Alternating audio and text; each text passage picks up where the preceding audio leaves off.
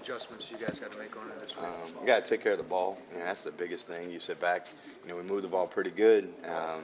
For the majority of the drive, we had 2 3-and-outs, but we just can't turn the ball over, especially on that side of the field. With a powerful offense, that we're not helping the defense out at all by putting them in a bad position, and we're not giving ourselves a chance to establish any kind of drives.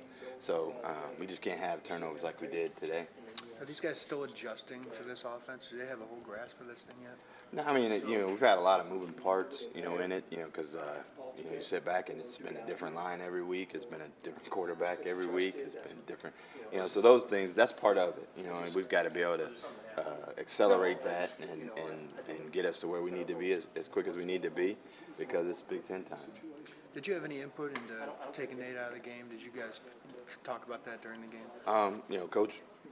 Coach just said, hey, let's look and make a change right there, because, he felt like he just wanted to make sure we kept Nate healthy, and then give Riley a chance. Riley's played well, so we felt like, hey, to give him a chance and see what he could do. And then in the first half, he did pretty well. So, it's just one of those things, just sit back, and we want, Nate's our quarterback. We need to make sure he's healthy. But at the same time, he's got to take care of the ball, too. And everybody's being held accountable.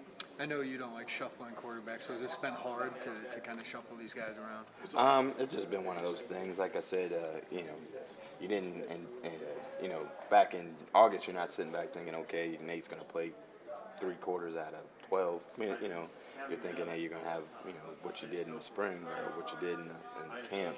But that's part of it, and injuries happen to everybody. So we've got to be able to adjust, and whoever's playing, they got to make plays, and they've got to be able to lead the group. Talk about Penn State's defense. What have you seen from that? They're really good. Those guys, they're always good. They're hard-nosed, they're physical, they're great up front. Those guys get great push. 47 is as good as there is in the country. So we know we've got to, be on our A game, and we've got to really just worry about taking care of us, and then everything else hopefully takes care of itself. Is this going to be a physical game, you think? With them, you got no choice. Those guys, they are physical. That's what they are. Those backers play downhill. 40 and 42. Those guys are tough guys. They're backyard brawler type guys, and they're gonna hit you in the mouth. And we've got to be able to respond when that happens. What's it going to be like to look over there and not see Joe Paul walking on the sidelines? It'll be different. I think that's different for everybody. I've met Coach Paterno a couple times, and with him not here, it's different. But Coach O'Brien's a great coach. He's going to do a great job with those guys. He's done a great job so far with those guys. So you can't really worry about what's in the past. You got to worry about what's in front of you, and I'm sure they feel the same way too.